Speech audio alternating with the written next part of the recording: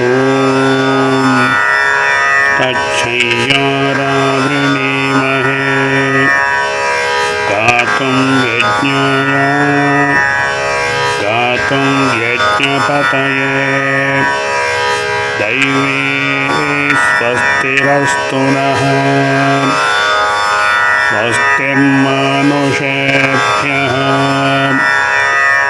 ऊर्ध्वं जिगातुभेषजं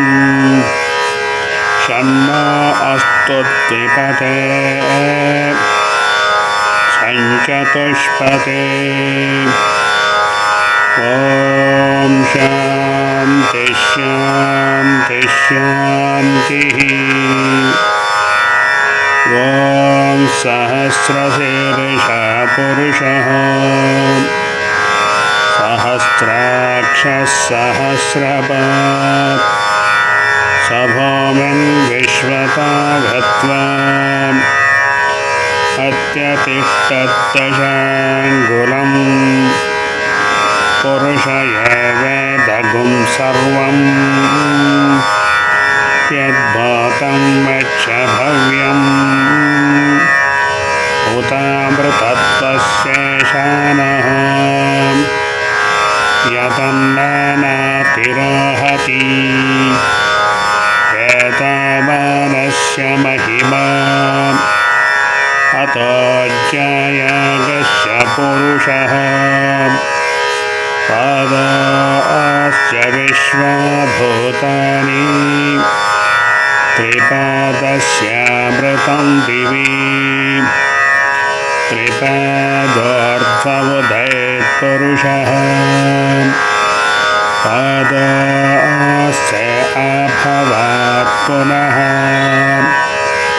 तथा विश्वं व्याक्रामते शोषणानशने अभि तस्माद्विराट जायत विराज अधिपुरुषः स जातो अत्यरिच्यताम् पश्चात्भिमथो पुरः यत्पुरुषेण हविषा देवयज्ञमतन्वता वसन्तो अस्यासीदाज्यम् ग्रीष्मयुग्मशरद्धविः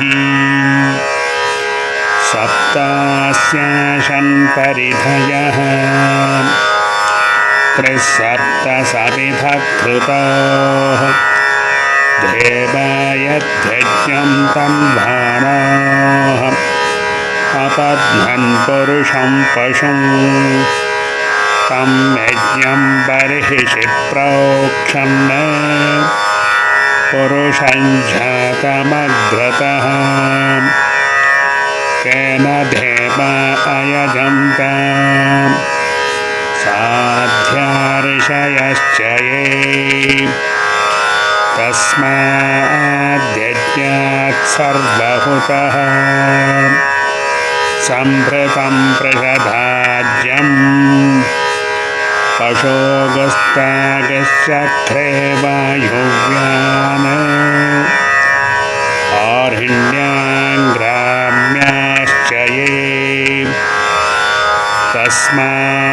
तस्माद्यज्ञात् सर्वहुतः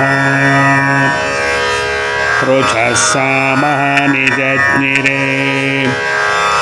छन्दागुंसि जज्ञिरे तस्मात् यजस्तस्मादजायत तस्मादश्वा अजायन्त एके च भयादतः गावः जज्ञिरे तस्मात् तस्माज्जात अजापयः यत्पुरुषं व्यददुः कथिता व्यकल्पयन् मुखं किमस्य को बाहो का भूरोपादाबुच्यते ब्राह्मणस्य मुखमासीत् बाहोराजन्यकृतः पौरोततस्य यद्वैश्यः तद्भागं शूद्र अजायत चन्द्रमा मनसा जातः चक्षुः अजायत मुखादिन्द्रश्चाग्निश्च प्राणाद्वायुरजायत नाभ्या आसीदन्तरिक्षं शेष्णोद्यौ समवर्तत तद्भ्यां भूमिर्दिशश्रोत्रात् तथा लोकागुम् अकल्पयन् वेदाहमेतं पुरुषं महान्तम् आदित्यवर्णं तमसस्तु पारे सर्वाणि रूपाणि विचित्य धीरः नामानि कृत्वा विवदन् कदास्ते धाता पुरस्ताद्यमुदा जहार शक्रप्रविद्वान् प्रतिशश्यतस्रः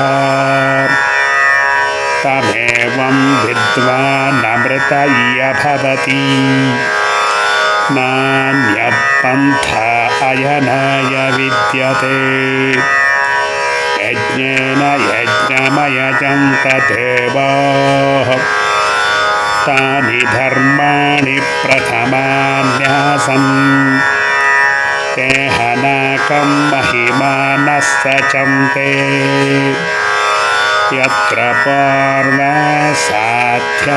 सन्ति देवाः अद्धः सम्भूतपृथिव्यैरसाच्च विश्वकर्मणः समवर्तताधि तस्य त्वष्टा विदधद्रूपमेति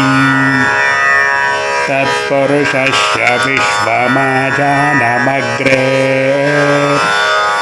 वेदाहमेतं पुरुषं महान्तम्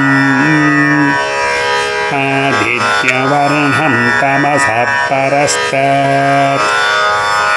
तमेवं विद्वानमृतय्य भवति नान्यपन्था विद्यते यनाय प्रजापतिश्चरति गर्भा अन्तः अजायमानो बभुता विजायते तस्य धीरा परिजानन्ति योनिम् मरीचीनां पदमिच्छन्ति वेदसः यो देवेभ्य आतपति यो देवानां पुरोहितः पूर्वो यो देवेभ्य जातः नमो ऋचाय ब्राह्मणे ऋचं ब्राह्मं जनयन्तः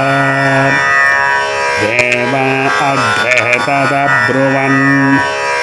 यस्त्वैवं ब्राह्मणो विद्यात् तस्य देवा असन्वशे रेक्षते लक्ष्मीश्च पत्न्यो अहोरात्रे पार्श्वे नक्षत्रनिरूपम् अश्विनौ व्यात्तम् इष्टं मनीषाणाम् अमुं मनीषाणां सर्वं मनीषाणां तच्छय्यारावृणीमहे गातुं यज्ञाय गातुं यज्ञपतये दैवे स्वस्तिरस्तु नः स्वस्तिर्मानुषेभ्यः ऊर्ध्वं जिघातु भेषजं शन्नो अस्तु द्विपदे सञ्चतुष्पदे ॐ शान्ति शान्ति शान्ति